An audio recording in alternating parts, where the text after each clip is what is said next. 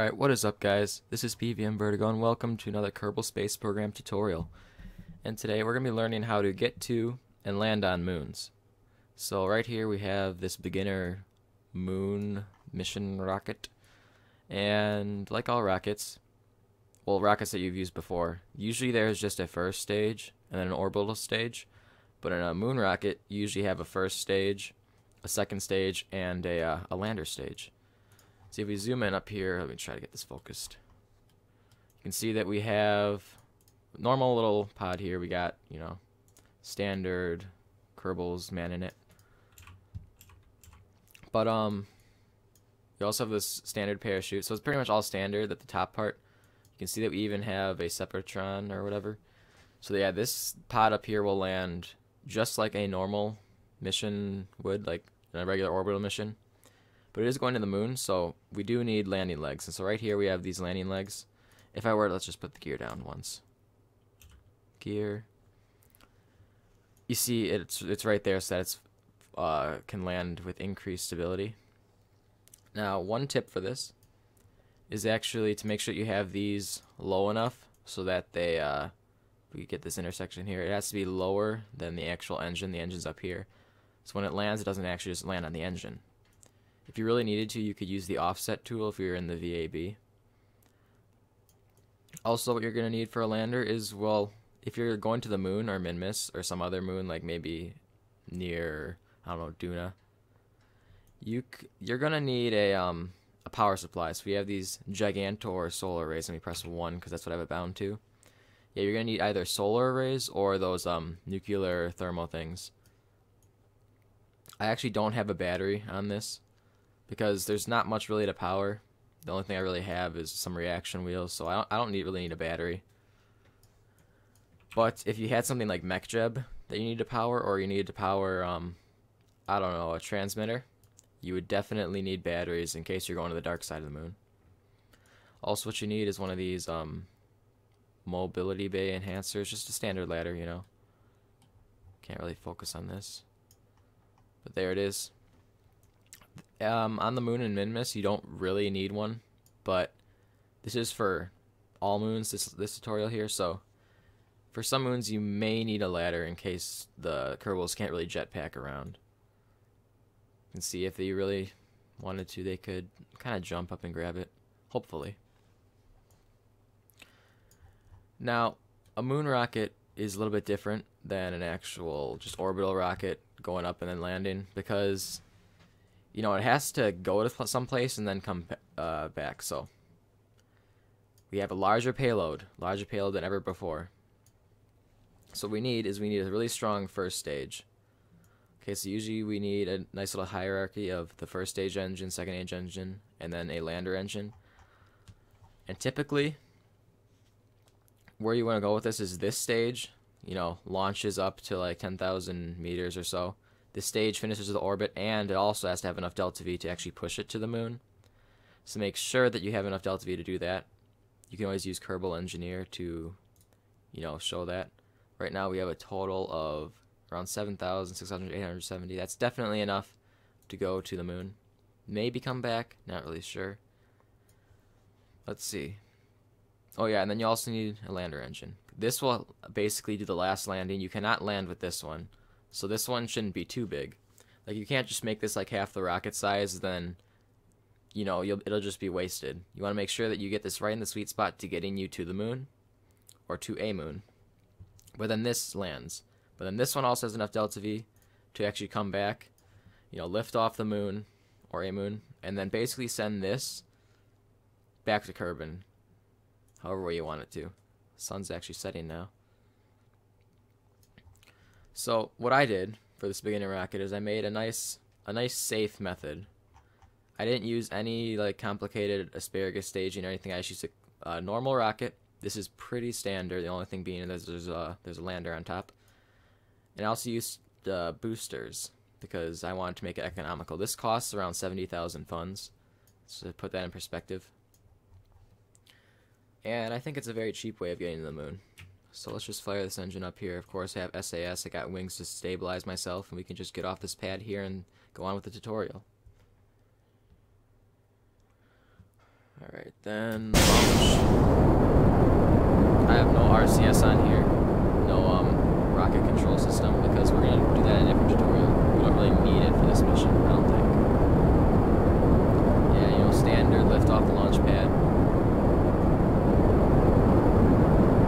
We are definitely well headed in the right direction, of course, going to space.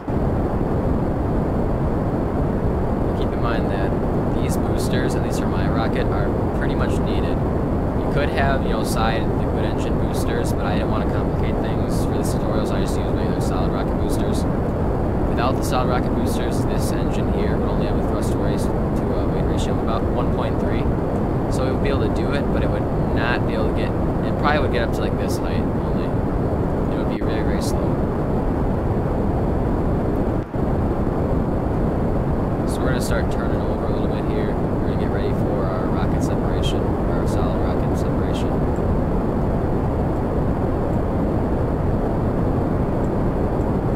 We're actually going to kill the engines here just so that we can do this safely, you can see.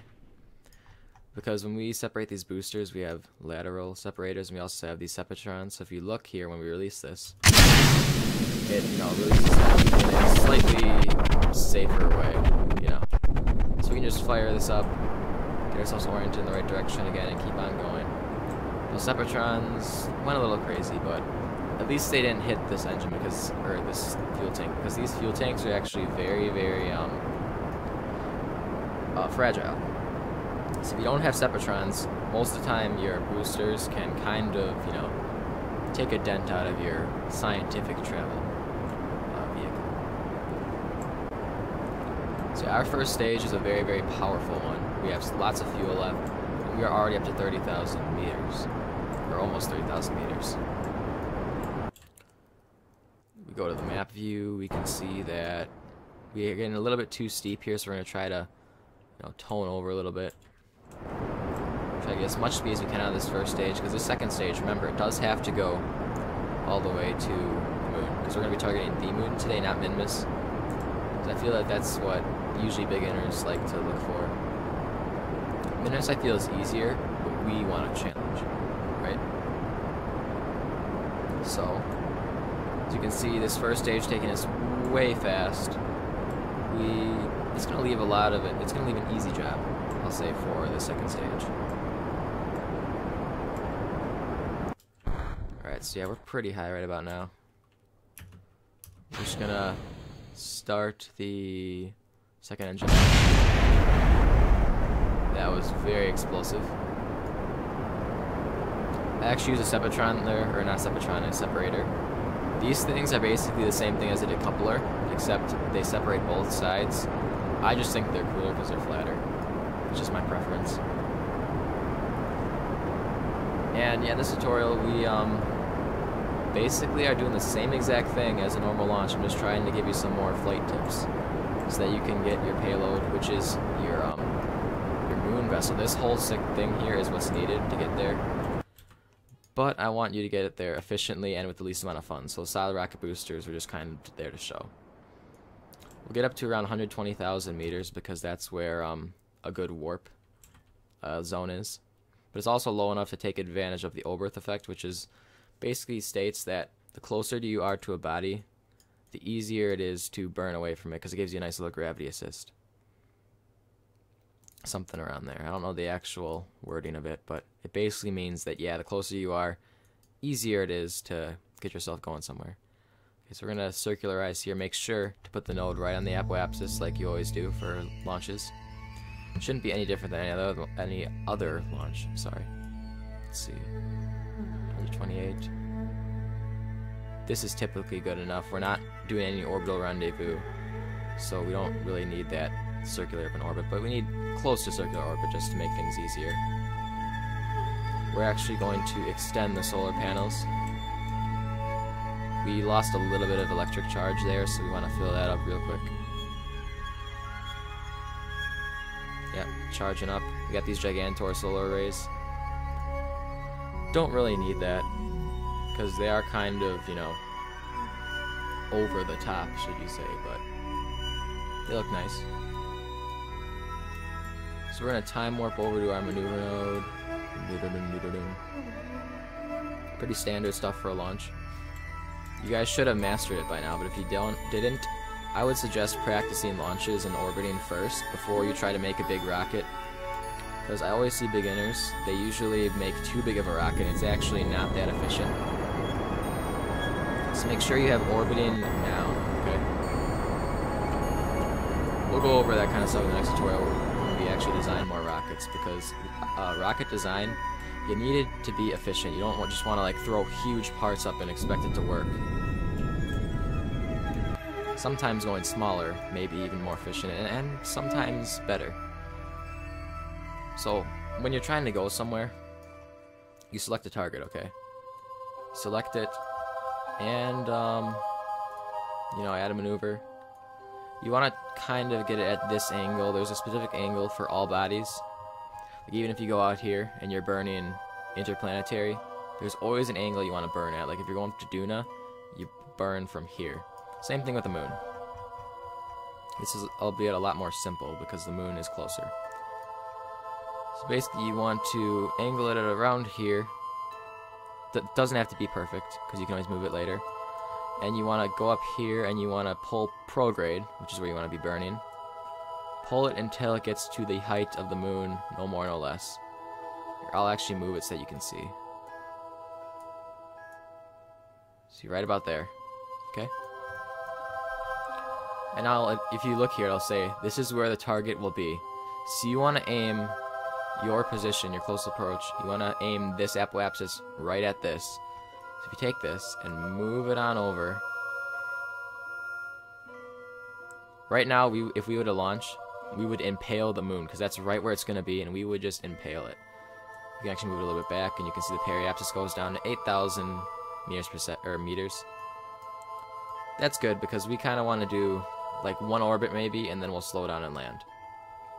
We're not going to land anywhere specific. We don't have a moon base there, so if you want to do that, make sure you get as low of an orbit as you can, because that makes it a more efficient way to get there. Because if you go too high, like if I were to go like here, it's really hard to slow down when you're going that fast past the moon.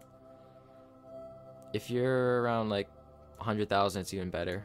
But let's just stick with, try to get this down here. Get that back down. That's good. So, before you warp over there, make sure you line up, okay, just like any other maneuver.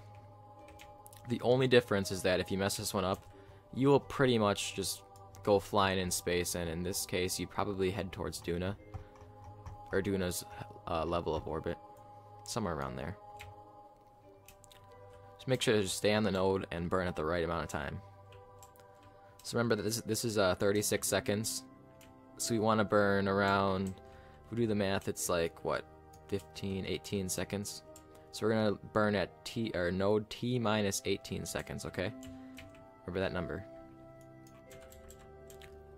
Our second stage has a pretty good thrust to weight ratio, so it's not going to take that long for us to burn. So T minus 18 seconds. There you go. You might want to approach the node a little bit more carefully than I did there. I almost missed it. But I've been playing for 2 years now, so...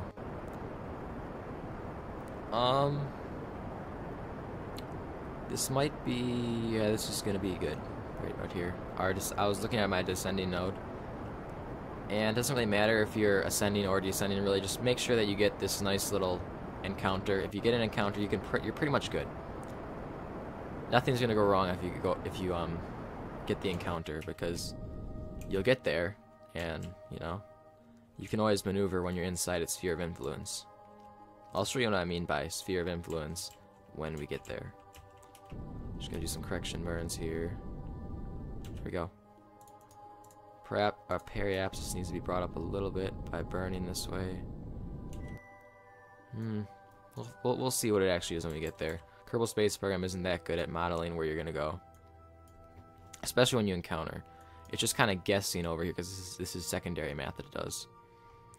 So, this node here, if you wanted to make a correction, you would schedule it here, and you would just kind of pull these pink ones if you were like really off course. But we're not off course, so we're just gonna keep going. But just keep in mind that these green nodes are where you would align yourselves if you wanted to Number one, either get in an equatorial orbit in the first place, like if you wanted to go perfectly equatorial around the moon, or for some reason you just wanted to, I don't know, flatten out your orbit for other purposes. But anyways, this is the part where you would lose a lot of electric charge if you didn't have solar panels. See, I'm not losing anything because I do have solar panels, but if you had MechJeb, around here you'd probably run out of energy.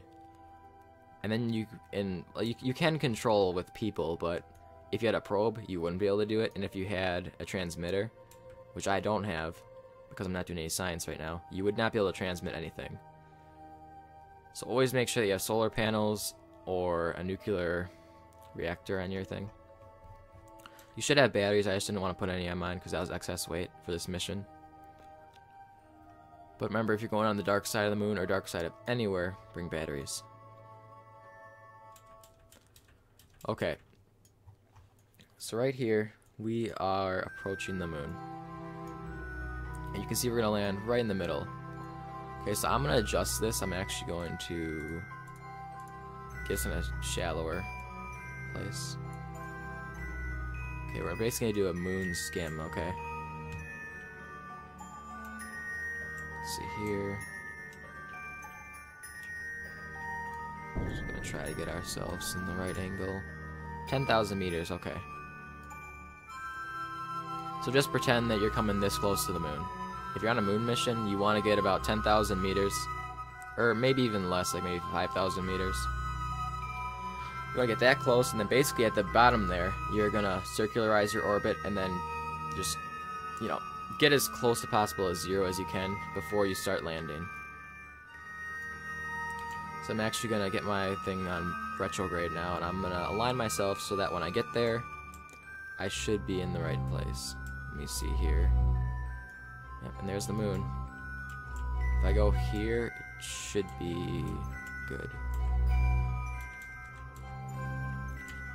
You could always just put a maneuver node here, but I find it unnecessary because you can't use maneuver nodes when you're landing. You have to use your reflexes and your knowledge. Like you have to know what the nodes mean. Like this one, it means that you're gonna slow down. So we're coming up on the moon. Do not warp past your point. Make sure to use map view if you're not sure. I was like watching the moon just come up here. It should stop your warp, I think, if you're that close. Oh, no, it doesn't. Okay, so right about here, you are getting really close to the moon. And you're traveling very fast. So right about here, you're going to use your engine to cancel out your velocity. And basically, you're going to do a full-on straight-down burn after this. Ran out of fuel.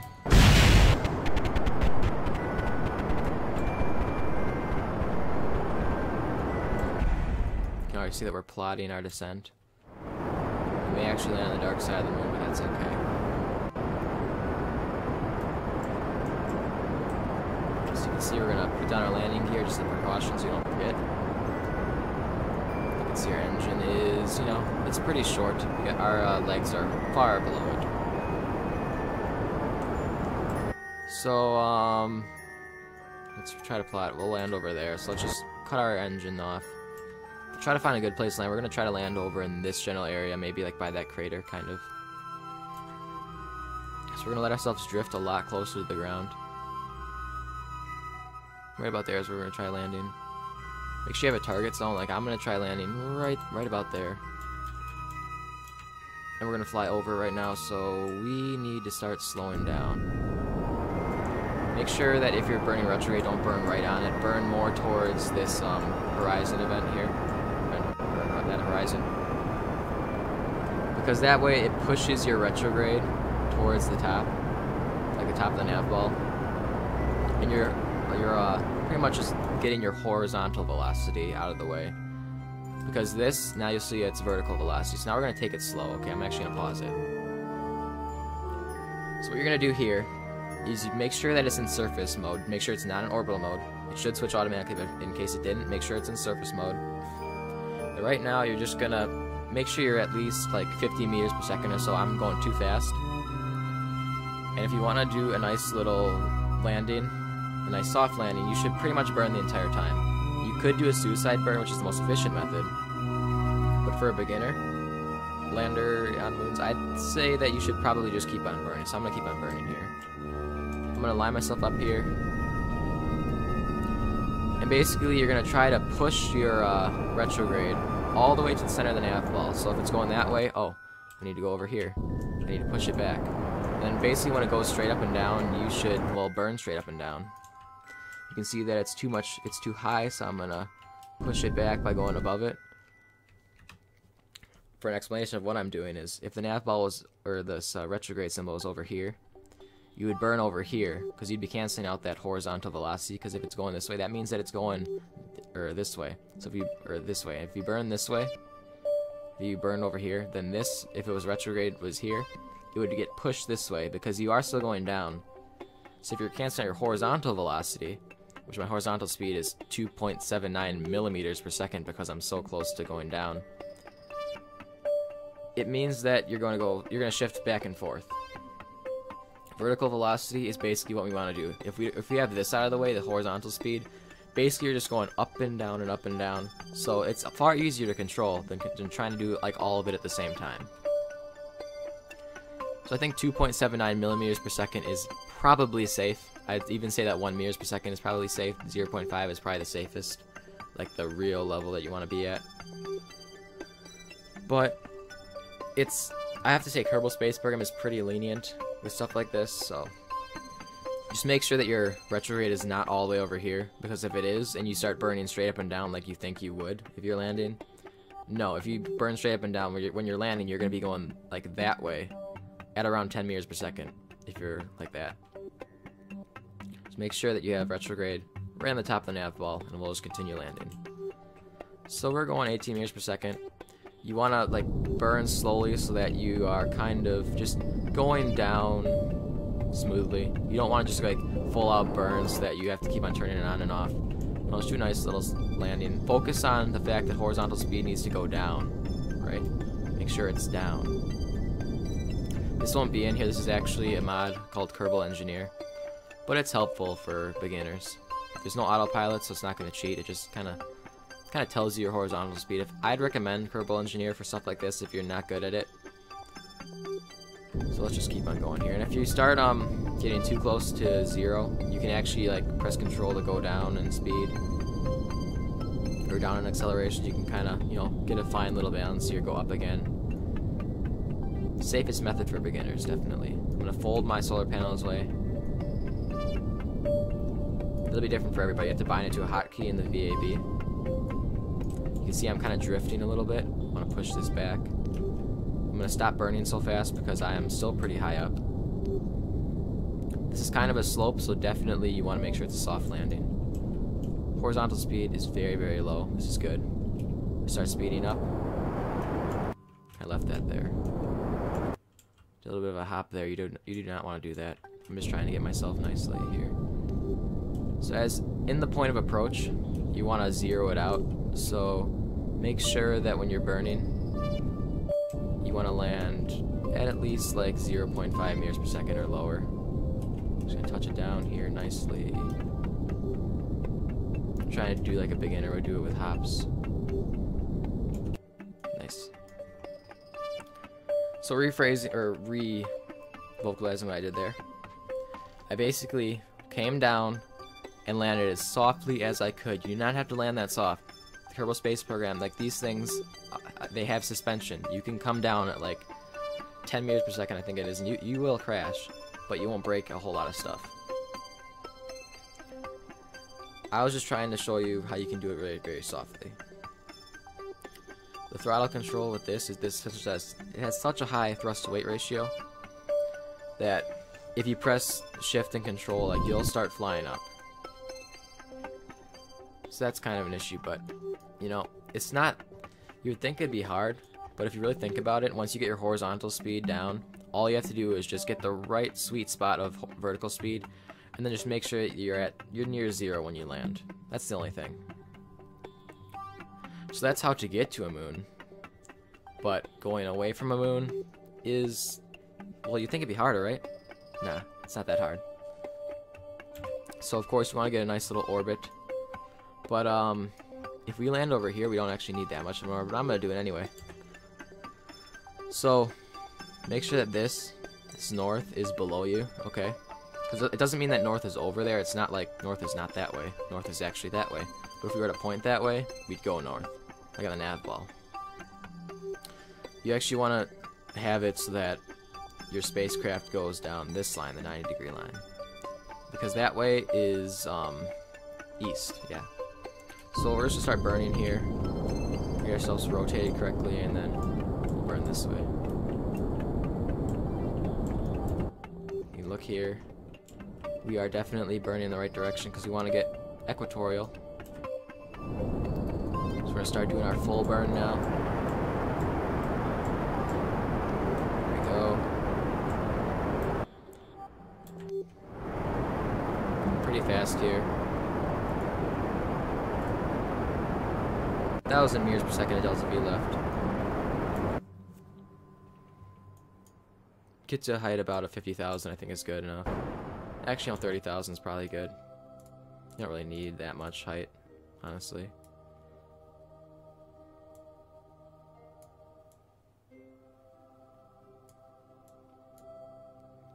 Okay, so this here is a pretty good circularization burn. Oh, you can see the gimbal moving there. Warp to your position, of course, 5 seconds. You want to be there at 2.5, around 3.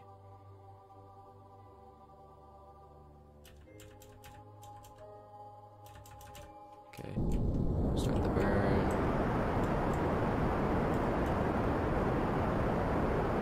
Doesn't need to be exact. You can be a little lazy with that. Okay, so now you're in orbit around the moon. You ascended from the moon successfully. You're almost home, okay.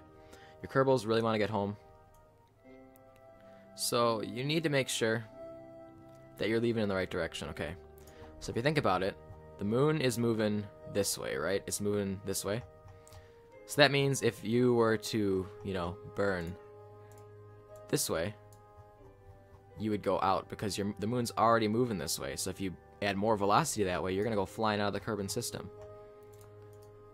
Now if you move this way, you burn over here,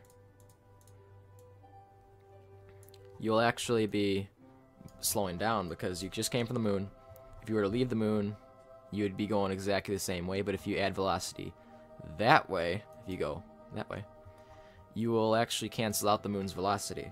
So if you keep burning, you can actually get pretty close to Kerbin. You can actually, right there, we impale Kerbin.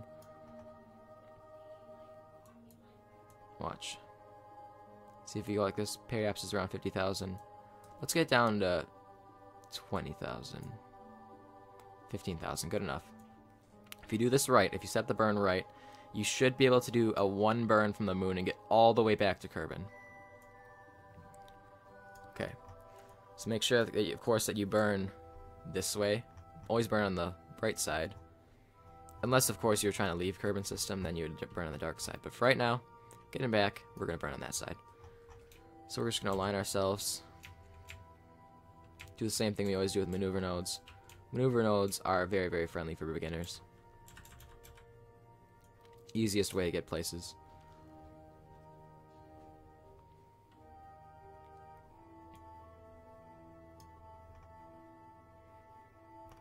Okay, so 13 seconds. Gonna try to go at about 7.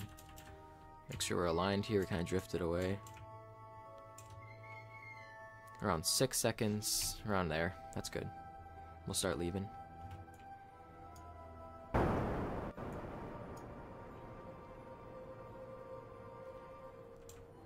Alrighty then. So this has to be actually precise. This has to be a precise maneuver if you want to actually land in the atmosphere after leaving. So you're just gonna get down here within 0.1 is good. See our periapsis is around, oh, it's 18,000.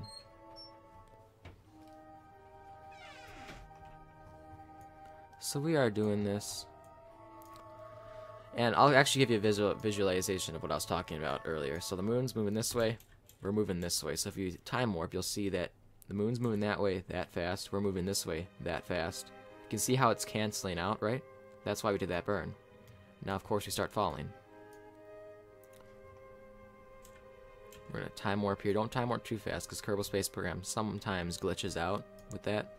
Looks like we're gonna land right on that piece of land there. Maybe in the ocean. Probably on that land. Oh, it might be a little bit of both actually. Okay, I guess we're probably like right about there in that ocean. So now we're gonna retract the legs. We're gonna aim retrograde. And pretty much we're gonna let the atmosphere take us now. It's pretty much the end of this tutorial, and we'll just watch this landing here.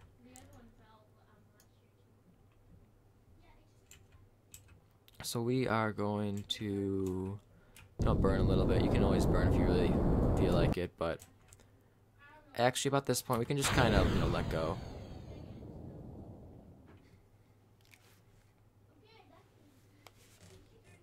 All right.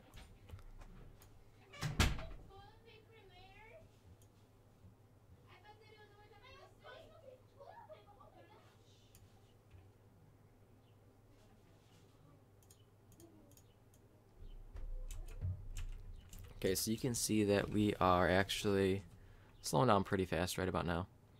Oh, that's gotten some re-entry. Oh, we're getting re-entry now.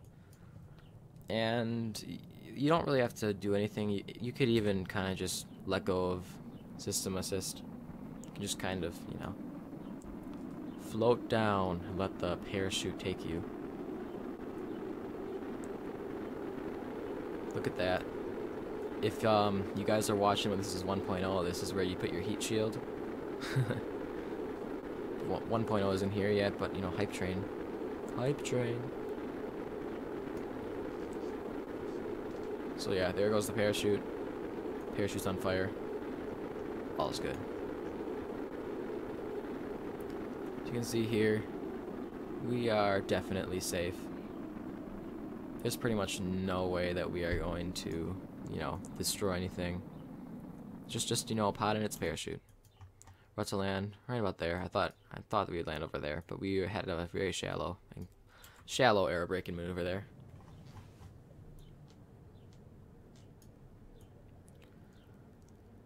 Okay, so yeah, right about now you can just kind of time warp 4 times and just wait it out. Remember that when you get close to the ground, you're gonna want to stop time warping so that this parachute can deploy. There's a very low chance that you'll actually break it though. They've updated that a few times. Here, I'll quick save once. Quick save, and I'll just time warp through it. Should be fine. Yeah. Okay, so not really a big deal with this small of a craft. But yeah, that's how you get to land on and come back from the moon, or moons in general. Hope you enjoyed this tutorial. More ones coming out soon. I don't really do a whole lot of them, but I enjoy doing them. Hopefully you learned something. If you watch other people's tutorials, hopefully you learned something new from me. I tried to make it really in-depth. But yeah, this is PV and Vertigo. Thanks for watching. Peace out.